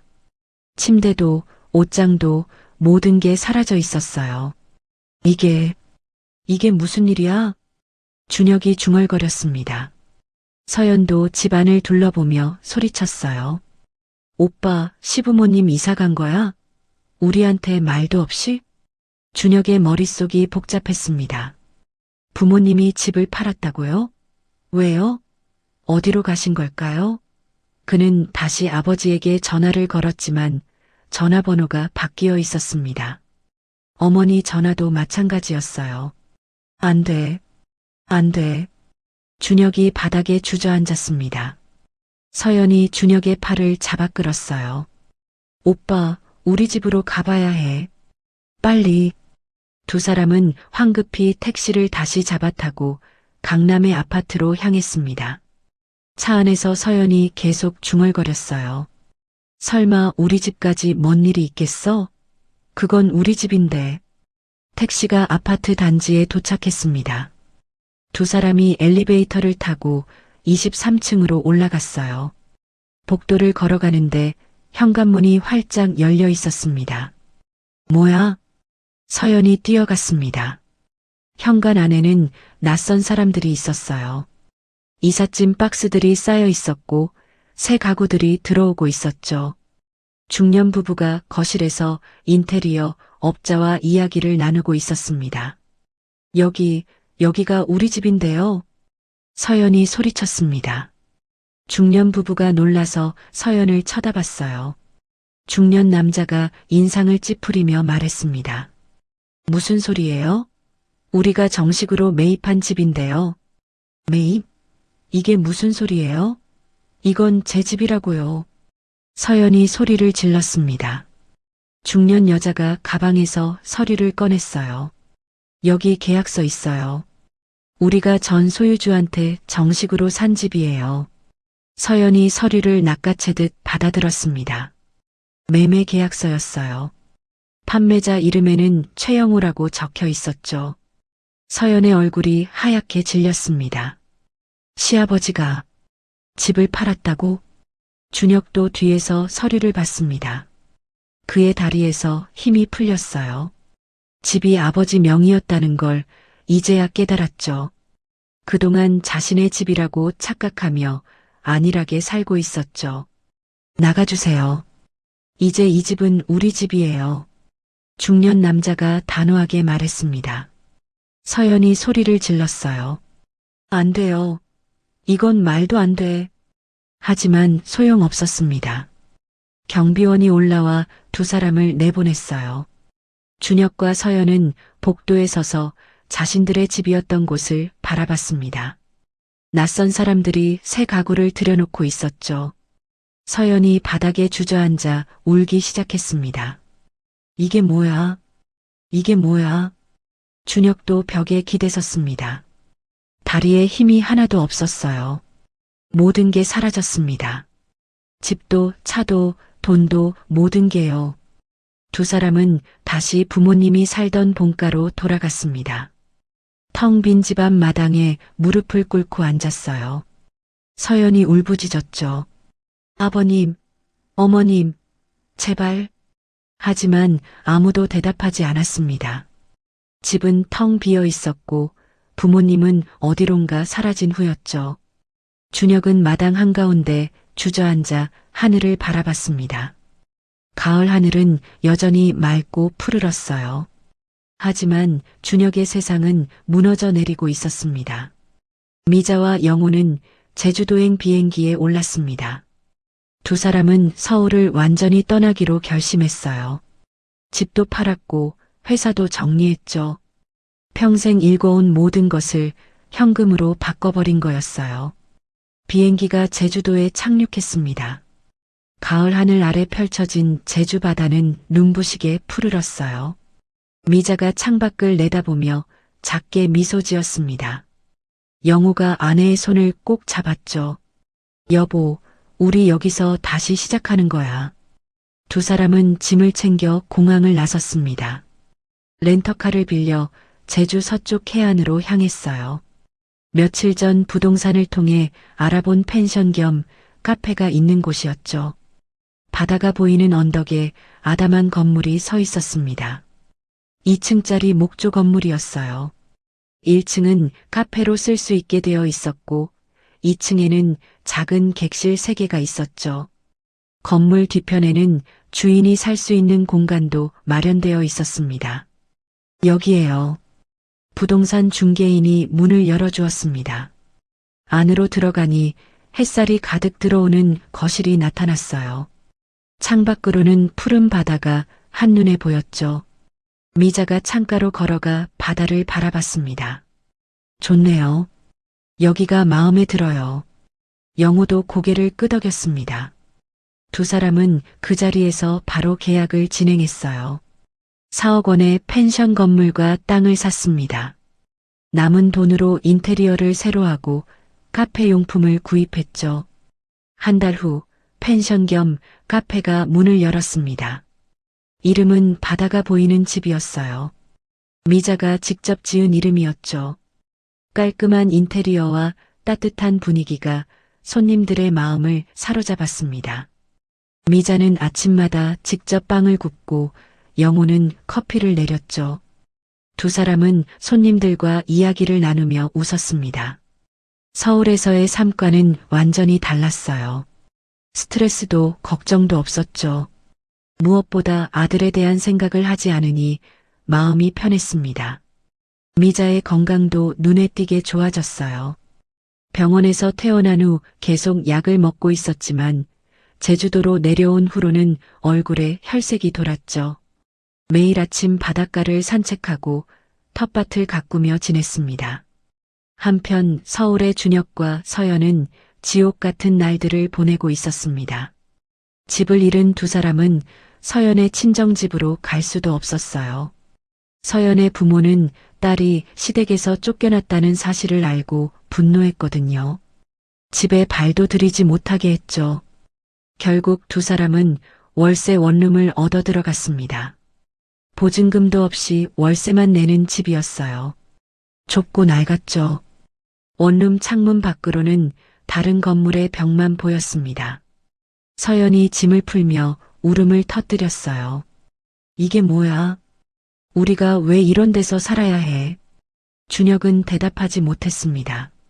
모든 게 자신의 잘못 같았거든요. 하지만 동시에 부모님에 대한 원망도 생겼어요. 왜 이렇게까지 하셨을까? 그냥 혼내기만 하시지. 왜 모든 걸 빼앗아 가셨을까? 준혁은 일자리를 구해야 했습니다. 그동안 부모님 회사에서 명목상 일하며 월급을 받았었는데 그것도 끊겼거든요. 이력서를 쓰려니 막막했습니다. 제대로 된 경력이 없었어요. 며칠을 구직 사이트를 뒤지다가 겨우 작은 무역회사에 취직했습니다. 월급은 200만 원이었어요. 강남 아파트에서 살 때 한 달 용돈보다도 적은 금액이었죠. 준혁은 매일 아침 일찍 일어나 출근했고 밤늦게 돌아왔습니다. 서연은 집에서 놀았습니다. 일을 구하려고 하지도 않았어요. 대신 인터넷 쇼핑몰을 들락날락하며 명품 가방을 구경했죠. 살 수는 없었지만 보는 것만으로도 위안을 받았습니다. 한 달이 지났습니다. 월세를 내고 나니 통장에 남은 돈이 거의 없었어요. 준혁이 서연에게 말했습니다. 서연아, 생활비가 부족해. 당분간 아껴 써야 할 것 같아. 서연이 퉁명스럽게 대답했어요. 알았어. 하지만 서연은 아끼지 못했습니다. 마트에 가면 비싼 식재료를 샀고 옷을 보면 참지 못하고 샀죠. 준혁이 말리면 화를 냈습니다. 나한테 이것도 못 사게 할 거야? 내가 얼마나 참고 사는데. 두 사람은 자주 싸웠습니다. 돈 때문에, 집안일 때문에, 사소한 일 때문에 매일같이 다퉜어요. 좁은 원룸에서 부딪히며 살다 보니 스트레스가 극에 달했죠. 2달째가 됐을 때 서연이 친구들에게 돈을 빌리기 시작했습니다. 친구를 만날 때 필요하다며 10만 원씩, 20만 원씩 빌렸어요. 처음엔 갚았지만 점점 빚이 쌓여갔죠. 준혁은 몰랐습니다. 서연이 몰래 사채업자에게까지 손을 뻗쳤다는 걸요. 급한 돈이 필요하다며 30%가 넘는 이자로 500만 원을 빌렸던 겁니다. 석 달째 되던 어느 날 낯선 남자가 원룸 문을 두드렸습니다. 강서연 씨 계십니까? 준혁이 문을 열었어요. 건장한 체구의 남자가 서 있었죠. 강서연은 제 아내인데 무슨 일이십니까? 남자가 서류를 꺼내 보여줬습니다. 사채 원금과 연체이자 합쳐서 1,000만 원 갚으셔야 합니다. 준혁의 머릿속이 하얗게 변했습니다. 사채요? 무슨 소리예요? 남자가 차용증을 내밀었어요. 거기에는 서연의 서명이 선명하게 적혀 있었죠. 준혁이 뒤돌아 서연을 쳐다봤습니다. 서연은 고개를 숙이고 있었어요. 서연아, 이게 뭐야? 미안해. 급한 돈이 필요해서. 준혁이 주먹을 불끈 쥐었습니다. 당장 나가주세요. 제가 갚을 테니까 시간 좀 주세요. 남자가 코웃음을 쳤습니다. 시간요? 벌써 2달 연체됐는데 무슨 시간을 더 드려요? 다음 주까지 안 갚으시면 법적 조치 들어갑니다. 남자가 가고 나서 준혁은 서연에게 소리를 질렀어요. 도대체 그 돈을 어디에 썼어? 그냥 이것저것 필요한 거 사는데. 서연이 작은 목소리로 대답했습니다. 준혁이 머리를 쥐어뜯었어요. 필요한 거? 우리가 지금 필요한 건 오늘 먹을 밥값이야. 미친 거야? 도대체 왜 이래? 준혁이 절규했습니다. 서연도 소리를 질렀어요. 내가 미쳤어? 당신 부모님이 미친 거지. 우리한테서 모든 걸 빼앗아 가서 이 꼴이 됐잖아. 그래도 이렇게까지 하면 어떡해. 우리 이제 어떻게 살아? 둘은 그날 밤새 싸웠습니다. 서연은 울었고 준혁은 소리를 질렀죠. 결국 준혁이 회사 동료들에게 머리를 숙이고 돈을 빌렸습니다. 1,000만 원을 겨우 모아 사채를 갚았어요. 두 사람은 매일 싸웠습니다. 원룸은 전쟁터가 됐어요. 이웃들이 벽을 두드리며 조용히 하라고 소리쳤지만 두 사람은 멈추지 않았죠. 그러던 어느 날 서연이 화장실에서 나와 창백한 얼굴로 준혁을 불렀습니다. 오빠, 왜? 나 임신한 것 같아. 준혁의 동작이 멈췄습니다. 서연이 손에 든 임신 테스트기에는 2줄이 선명하게 나타나 있었어요. 뭐라고? 준혁이 다가가 테스트기를 확인했습니다. 정말 임신이었어요. 준혁의 머릿속이 복잡해졌죠. 아이라니요. 지금 이 상황에서요? 서연이 바닥에 주저앉아 울기 시작했습니다. 어떻게? 준혁도 할 말을 잃었습니다. 당장 밥 먹고 사는 것도 힘든데 아이를 키울 여력이 어디 있을까요? 하지만 아이라는 말에 준혁의 가슴 한구석이 따뜻해지기도 했어요. 서연아, 우리 낳자. 힘들어도 낳아서 키우자. 하지만 서연은 고개를 저었습니다. 안 돼. 지금은 안 돼. 왜? 지금 아이 낳으면 우리 어떻게 살아? 병원비도 없고 애 키울 돈도 없는데? 서연의 목소리는 떨렸습니다. 준혁이 아내의 어깨를 잡았어요. 그래도 우리 아이잖아. 어떻게든 해보자. 서연이 준혁의 손을 뿌리쳤습니다. 당신은 몰라. 내가 친정에서 얼마나 욕먹을지. 시집도 제대로 못 간 주제에 애까지 낳으면 완전히 버림받는다고. 둘은 또 싸웠습니다. 서연은 아이를 지우겠다고 했고 준혁은 낳아야 한다고 했어요. 매일 밤 싸움이 계속됐죠. 스트레스는 극에 달했습니다. 서연은 잠을 제대로 자지 못했어요. 준혁도 회사에서 실수를 연발하며 상사에게 혼났죠. 돈 걱정, 아이 걱정, 미래 걱정으로 두 사람은 지쳐갔습니다. 그러던 어느 날 밤 또다시 격렬한 싸움이 벌어졌습니다. 서연이 접시를 집어던졌고 준혁이 소리를 질렀어요. 서연이 현관문을 박차고 나가려다 문턱에 발이 걸렸습니다. 넘어지는 순간 서연은 배를 바닥에 부딪혔어요. 아! 서연이 비명을 질렀습니다. 배에서 찌릿한 통증이 느껴졌어요. 준혁이 황급히 달려왔죠. 서연아! 하지만 이미 늦었습니다. 서연의 다리 사이로 피가 흐르기 시작했어요. 준혁이 구급차를 불렀고 병원으로 갔지만 아이는 이미 사라진 후였습니다. 병원 침대에 누워 천장을 바라보는 서연의 눈에서 눈물이 흘러내렸어요. 준혁은 복도에 주저앉아 머리를 감싸쥐었죠. 모든 게 무너져 내리고 있었습니다. 병원 침대에 누운 서연의 눈은 텅 비어 있었습니다. 유산 후 3일이 지났어요. 서연은 아무 말도 하지 않았습니다. 밥도 거의 먹지 않았죠. 준혁이 말을 걸어도 고개를 돌려버렸어요. 그저 창밖만 멍하니 바라볼 뿐이었습니다. 퇴원하는 날 두 사람은 택시를 타고 원룸으로 돌아왔습니다. 집안은 지난번 싸움의 흔적이 그대로 남아 있었어요. 깨진 접시 조각, 뒤집어진 의자, 어질러진 옷가지들이 바닥에 널려 있었죠. 서연이 집안을 둘러보더니 갑자기 웃음을 터뜨렸습니다. 히스테리컬한 웃음이었어요. 우리 참 잘 살고 있네. 정말 잘 살고 있어. 준혁이 아내를 바라봤습니다. 서연의 눈빛이 예전과 완전히 달라져 있었어요. 차갑고 날카로웠죠. 서연아, 됐어. 아무 말하지 마. 서연이 방 안으로 들어가 문을 닫아버렸습니다. 준혁은 거실에 혼자 남았어요. 그는 소파에 앉아 고개를 떨어뜨렸죠. 며칠 후 서연이 큰 여행 가방을 끌고 나왔습니다. 준혁이 놀라서 일어났어요. 뭐 하는 거야? 나 나갈래.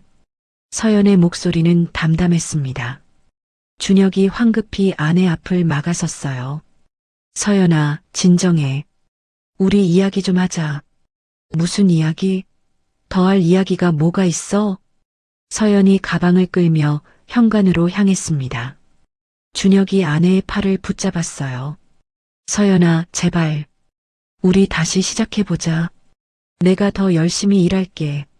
서연이 준혁의 손을 뿌리쳤습니다. 열심히 일한다고 뭐가 달라져? 당신은 아무것도 해줄 수 없잖아. 나 이제 지쳤어. 이렇게 사는 거. 그래도 난 원래 내 삶으로 돌아갈 거야. 당신 같은 무능력한 사람이랑 더 이상 못 살겠어. 서연의 말은 칼날처럼 날카로웠습니다. 준혁의 얼굴이 창백해졌어요. 서연이 현관문을 열고 나갔습니다. 준혁이 뒤따라 나가려 했지만 서연이 뒤돌아보며 말했죠. 따라오지 마. 이혼 서류 우편으로 보낼게. 현관문이 닫혔습니다. 준혁은 그 자리에 멍하니 서 있었어요. 아내가 떠났습니다. 모든 게 끝이었죠. 일주일 후 정말로 이혼 서류가 우편으로 왔습니다. 준혁은 떨리는 손으로 서류를 펼쳤어요. 이혼 사유란에는 성격 차이 및 경제적 무능력이라고 적혀 있었죠. 준혁이 펜을 들고 한참을 망설이다가 결국 서명했습니다. 혼자 남은 원룸은 너무나 적막했습니다. 준혁은 매일 회사에 나갔다가 밤늦게 돌아와 소주를 마셨어요. 술을 마시지 않으면 잠이 오지 않았거든요. 어느 날 밤 술에 취한 준혁이 휴대폰을 꺼냈습니다. 떨리는 손으로 아버지의 전화번호를 눌렀어요. 하지만 존재하지 않는 번호라는 음성 안내만 들렸죠. 어머니 번호도 마찬가지였습니다. 아버지, 어머니, 준혁이 중얼거렸습니다. 눈물이 주르륵 흘러내렸어요. 용서를 구하고 싶었습니다. 잘못했다고 말하고 싶었어요. 하지만 연락할 방법이 없었죠. 한편 제주도의 미자와 영호는 완전히 다른 삶을 살고 있었습니다. 바다가 보이는 집은 입소문을 타기 시작했어요. 깔끔한 인테리어와 맛있는 빵, 그리고 바다 전망이 사람들의 마음을 사로잡았죠. 특히 미자가 구운 호두파이는 단골 손님들이 미리 예약해서 사갈 정도로 인기였습니다. 미자의 얼굴에는 생기가 돌았어요. 매일 아침 영우와 함께 바닷가를 걸었고 오후에는 텃밭을 가꾸었죠. 손님들과 이야기를 나누며 웃는 시간이 많아졌습니다. 서울에서의 스트레스는 온데간데 없었어요. 어느 날 저녁 영호가 펜션 사무실에 앉아 인터넷을 검색하고 있었습니다. 그는 몇 달 전 아내를 도왔던 경비원 김민수를 찾고 있었어요. 그에게 받았던 명함을 잃어버렸거든요. 감사 인사를 제대로 하지 못했던 게 계속 마음에 걸렸습니다. 서울 강남 아파트 경비실에 전화를 걸자 벨이 울리고 누군가 받았어요. 네, 경비실입니다. 낯선 목소리였습니다. 영우가 물었죠. 혹시 거기 김민수라는 경비원 계십니까? 아, 민수 씨요? 그분은 한 달 전에 그만두셨는데요. 영호의 마음이 급해졌습니다. 혹시 연락처를 알 수 있을까요? 경비원이 잠시 망설이다가 대답했어요. 개인정보라 드리기 어렵지만. 잠깐만요. 전화기 너머로 무언가 확인하는 소리가 들렸습니다. 경비원이 다시 말했죠. 민수 씨가 명함을 몇 장 두고 가셨는데 제가 하나 보내드릴게요. 문자로 사진 찍어서요. 고맙습니다. 곧 문자가 왔습니다. 명함 사진이었어요. 영우가 민수에게 전화를 걸었죠. 신호음이 몇 번 울리더니 민수가 받았습니다. 여보세요? 민수 씨, 저 최영우입니다. 몇 달 전에 아파트에서 제 아내 도와주셨던 민수의 목소리가 밝아졌어요. 아, 어르신, 사모님 괜찮으세요? 네, 덕분에 건강 많이 회복했습니다. 그때 정말 고마웠어요. 영우가 진심을 담아 말했습니다. 민수가 겸손하게 대답했어요. 아니에요. 당연히 해야 할 일이었는걸요. 민수 씨, 혹시 시간 되시면 제주도로 한번 놀러 오시겠어요? 제대로 된 감사 인사를 드리고 싶습니다. 민수가 잠시 망설였습니다. 제주도요? 네, 저희가 지금 제주도에서 펜션 겸 카페를 하고 있습니다. 오시면 숙소도 제공하고요. 그럼 다음 주말에 가도 될까요? 좋습니다. 기다리고 있겠습니다. 전화를 끊고 영우가 미자에게 말했어요. 여보, 그때 우리 도와줬던 경비원이 다음 주에 온대. 미자가 빵 반죽을 치대던 손을 멈추고 고개를 끄덕였습니다. 그래요? 잘 됐네. 그 젊은 친구한테 제대로 고마움을 전해야죠. 다음 주 토요일 민수가 제주공항에 도착했습니다. 영우가 차로 마중을 나갔어요. 그의 얼굴에는 선한 미소가 가득했습니다. 어르신, 오랜만입니다. 오느라 수고했어요. 자, 타게. 두 사람은 차를 타고 펜션으로 향했습니다. 차창 밖으로 펼쳐지는 제주 바다를 보며 민수가 감탄했어요. 와, 정말 아름답네요. 그렇죠? 우리도 여기 와서 마음이 많이 편해졌어요. 펜션에 도착하자 미자가 현관에서 두 사람을 맞았습니다. 그녀의 얼굴은 서울에서 봤을 때보다 훨씬 건강해 보였어요. 어서 와요, 민수 씨. 그때는 제대로 인사도 못했네요. 사모님, 건강하게 회복하신 것 같아서 다행입니다. 민수가 공손하게 인사했습니다. 미자가 민수를 안으로 안내했어요. 펜션 카페는 따뜻하고 아늑했습니다. 창밖으로는 석양이 지는 바다가 보였죠. 저녁 식사를 하며 세 사람은 이야기를 나눴습니다. 민수가 조심스럽게 입을 열었어요. 어르신들, 사실 제가 드릴 말씀이 있습니다. 영우와 미자가 민수를 바라봤습니다. 민수가 계속 말했죠. 그날 제가 경비실 CCTV로 모든 걸 봤습니다. 어르신들이 아드님 댁에 가셨을 때부터요. 미자의 표정이 굳어졌습니다. 민수가 빠르게 말을 이었어요. 사모님이 쓰러지셨는데도 아드님 부부가 그냥 떠나는 걸 봤어요. 너무 충격이었습니다. 그래서 제가 그 영상을 백업해뒀습니다. 영우가 물었습니다. 왜 그랬어요? 혹시 나중에 필요하실까 봐요.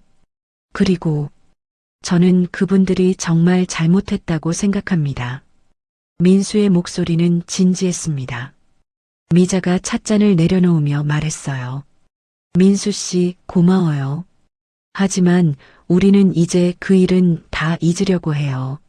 알겠습니다. 다만 어르신들이 하신 선택이 정당하다는 걸 말씀드리고 싶었어요. 부모님을 그렇게 대하는 자식들은 벌을 받아야 합니다. 영호가 민수의 어깨를 가볍게 두드렸습니다. 고마워요, 정말. 민수 씨가 그날 없었으면 큰일 날 뻔했어요. 아니에요. 저는 당연한 일을 했을 뿐입니다. 민수는 이틀 동안 펜션에 머물렀습니다. 미자와 영호는 민수에게 제주도 곳곳을 안내했어요. 함께 바다를 걷고 맛있는 음식을 먹으며 시간을 보냈죠. 민수가 떠나는 날 미자가 직접 구운 빵 한 상자를 건넸습니다. 민수 씨, 서울 가서 잘 지내요. 언제든 놀러 오고요. 감사합니다, 사모님. 두 분 정말 행복하게 사세요. 민수가 차에 오르기 전 영호와 악수를 나눴어요. 영호가 민수의 손을 꽉 쥐며 말했습니다. 덕분에 우리가 용기를 얻었어요. 우리 선택이 옳았다는 확신을 갖게 됐어요. 민수가 미소 지으며 고개를 끄덕였습니다.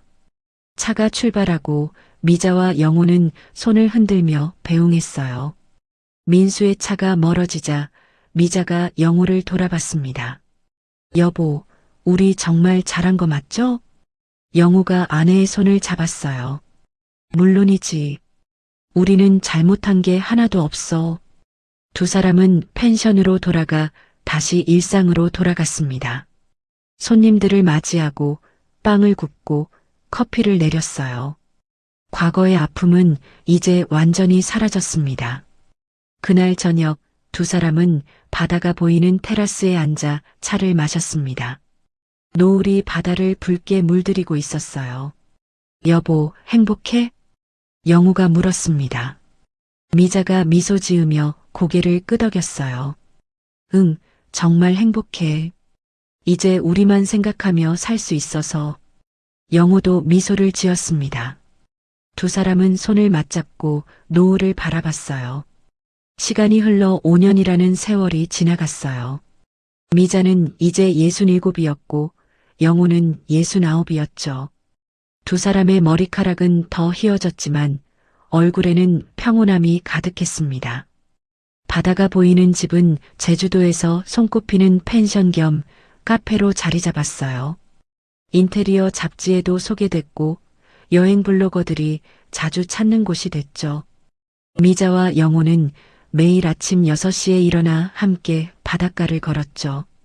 영호가 미자의 손을 잡고 두 사람은 파도 소리를 들으며 천천히 걸었습니다. 햇살이 바다를 비추면 이미자가 미소를 지었어요. 여보, 오늘도 날씨가 참 좋네. 그러게. 우리 오늘도 좋은 하루가 될 거야. 산책을 마치고 돌아와 아침 준비를 했습니다. 두 사람의 움직임은 오랜 세월 함께한 부부답게 자연스럽고 조화로웠죠. 아침 9시 카페 문을 열자 단골 손님들이 하나둘 들어왔어요. 서울에서 은퇴한 부부, 제주도에 정착한 젊은 가족, 여행 온 연인들이 카페를 찾았죠. 이미자는 그들과 이야기를 나누며 웃었습니다. 사모님, 오늘도 호두파이 있어요? 단골 손님이 물었습니다. 미자가 환하게 웃으며 대답했어요. 물론이죠. 오늘 아침에 각 구웠어요. 손님들은 미자와 영호를 좋아했습니다. 두 사람의 따뜻한 미소와 진심 어린 환대가 사람들의 마음을 사로잡았거든요. 누군가 힘든 이야기를 하면 미자는 차 한 잔을 건네며 위로했고 영호는 바다를 보며 산책하라고 권했죠. 저녁이 되면 펜션에 묵는 손님들과 함께 저녁을 먹었습니다. 미자가 직접 만든 음식을 나눠 먹으며 이야기꽃을 피웠어요. 손님들은 집에 돌아가서도 이곳을 그리워했고 다시 찾아왔죠. 더 이상 아들과 며느리로 인한 스트레스는 없었습니다. 준혁의 이름을 입에 올리는 일도 없었어요. 미자는 가끔 밤에 누워 천장을 바라보며 생각했죠. 만약 그때 아들을 용서했다면 어땠을까? 하지만 곧 고개를 저었습니다. 아니에요. 그랬다면 지금의 행복은 없었을 거예요. 어느 가을날 오후였습니다. 미자가 카페에서 설거지를 하고 있을 때 영호가 신문을 들고 왔어요. 여보, 우리가 신문에 났어. 정말? 이미자가 손을 닦으며 다가갔습니다. 지역 신문의 특집 기사였어요. 따뜻한 마음으로 성공한 제주도 은퇴 부부라는 제목이 붙어 있었죠. 기사에는 미자와 영호의 사진과 함께 그들의 이야기가 실려 있었습니다. 기사는 두 사람이 서울에서 성공한 사업가였다가 제주도로 내려와 새로운 삶을 시작했다는 내용이었어요. 다만 아들 이야기는 자세히 나오지 않았죠. 단지 가족 문제로 힘든 시기를 겪었지만 극복하고 제2의 인생을 살고 있다고만 적혀 있었습니다. 참 잘 썼네. 영호가 신문을 접으며 말했습니다. 미자도 고개를 끄덕였어요. 한편 서울에서는 준혁이 좁은 고시원 방에 앉아 있었습니다. 5년이라는 시간은 준혁을 완전히 다른 사람으로 만들었어요. 그는 더 이상 부모님의 돈으로 편하게 사는 사람이 아니었죠. 매일 새벽 5시에 일어나 건설 현장으로 향했습니다. 육체 노동이었어요. 벽돌을 나르고 시멘트를 나르고 해가 질 때까지 일했죠. 몸은 늘 아팠습니다. 허리도 아프고 어깨도 아팠어요. 손에는 굳은 살이 박혔고 얼굴은 햇볕에 그을렸죠. 강남 아파트에서 살던 그 사람의 모습은 어디에도 없었습니다. 저녁에 고시원으로 돌아와 편의점 도시락을 먹었어요. TV도 없는 방에서 혼자 밥을 먹다 보면 외로움이 밀려왔죠. 가끔 부모님 생각이 났습니다. 어머니가 해주시던 따뜻한 밥, 아버지의 다정한 목소리가 그리웠어요. 하지만 준혁은 연락할 용기가 없었습니다. 자신이 저지른 잘못을 너무나 잘 알고 있었거든요. 어머니가 쓰러졌는데도 여행을 간 자신이, 부모님을 문전박대한 자신이 무슨 면목으로 연락을 하겠어요? 서연은 어디선가 재혼했다는 소식을 들었습니다. 하지만 결혼 생활이 순탄치 않다는 말도 함께 들렸어요. 남편이 생각보다 돈이 없어서 또 이혼 위기라는 소문이었죠. 준혁은 그 소식을 듣고도 아무 감정이 들지 않았습니다. 어느 날 저녁 준혁이 공사장에서 일을 마치고 쉬고 있을 때였어요. 동료 인부가 휴대폰으로 뉴스를 보고 있었습니다. 야, 이거 봐. 제주도에서 펜션하는 부부 이야기래. 동료가 화면을 준혁에게 보여줬습니다. 준혁이 무심코 화면을 봤다가 얼어붙었어요. 화면 속에는 부모님의 얼굴이 있었거든요. 이거 줘봐. 준혁이 떨리는 손으로 휴대폰을 받아들었습니다. 기사를 읽기 시작했어요. 따뜻한 마음으로 성공한 제주도 은퇴 부부 최영호, 이미자 씨. 맞았습니다. 부모님이었어요. 기사에는 부모님이 제주도에서 펜션 겸 카페를 운영하며 행복하게 지내고 있다는 내용이 실려 있었습니다. 사진 속 부모님은 웃고 있었어요. 건강해 보였고 무엇보다 행복해 보였죠. 준혁이 댓글을 내려 읽기 시작했습니다. 자식에게 버림받았지만 스스로 일어선 멋진 부부시네요. 존경합니다. 자식보다 자기 인생이 중요하다는 것을 보여주신 롤모델이십니다. 불효자식 때문에 고생하셨을 텐데 이렇게 행복하게 사시니 다행이에요. 댓글들은 부모님을 응원하고 있었습니다. 그리고 동시에 자식을, 즉 준혁 자신을 비난하고 있었죠. 준혁의 손이 떨렸습니다. 휴대폰 화면이 흐릿해졌어요. 눈물이 차올랐거든요. 세상은 부모님의 편이었습니다. 부모님이 한 일이 정당하다고 옳다고 말하고 있었어요. 준혁은 자신이 얼마나 큰 죄를 저질렀는지 뼈저리게 깨달았죠. 야, 괜찮아? 동료가 물었습니다. 준혁이 휴대폰을 돌려주며 고개를 저었어요. 아니, 아무것도 아니야. 그날 밤 준혁은 고시원 방에서 무릎을 꿇고 앉았습니다. 두 손을 모으고 중얼거렸어요. 아버지, 어머니, 정말 죄송합니다. 제가 정말 잘못했습니다. 눈물이 주르륵 흘러내렸습니다. 하지만 준혁은 부모님을 찾아갈 생각을 하지 않았어요. 찾아가서 뭐라고 말할까요? 용서해 달라고요? 그럴 자격이 없었습니다. 그저 멀리서나마 부모님의 행복을 빌 뿐이었죠. 제주도에서 미자와 영호는 그날 저녁을 맞이하고 있었습니다. 손님들이 모두 돌아가고 펜션은 조용해졌어요. 두 사람은 테라스에 나가 의자에 앉았습니다. 바다 위로 노을이 지고 있었죠. 하늘은 붉게 물들었고 바다는 황금빛으로 반짝였습니다. 영호가 아내의 손을 잡았습니다. 이미자가 남편을 돌아보며 미소 지었어요. 여보, 우리 정말 잘 살고 있죠? 그럼, 우리만큼 잘 사는 사람 없어. 미자가 노을을 바라보며 말했습니다. 우리의 두 번째 삶은 진심으로 우리를 존중하는 이들로 가득 차 훨씬 더 가치 있네요. 영호가 고개를 끄덕이며 아내의 손을 꽉 쥐었어요. 맞아. 이제 우리는 우리를 위해 살면 되는 거야. 두 사람은 그렇게 앉아 노을이 완전히 지는 걸 지켜봤습니다. 바다에서 불어오는 바람이 시원했어요. 미자의 얼굴에는 평화로움이 가득했고 영호의 얼굴에도 만족스러운 미소가 떠올라 있었죠. 하늘의 별들이 하나둘 떠오르기 시작했습니다. 제주 바다 위로 반짝이는 별빛이 아름다웠어요. 미자와 영호는 손을 맞잡은 채 그 별들을 바라봤습니다. 더 이상 과거는 중요하지 않았습니다. 아들도 며느리도 그 어떤 상처도 이제는 두 사람을 괴롭히지 못했어요.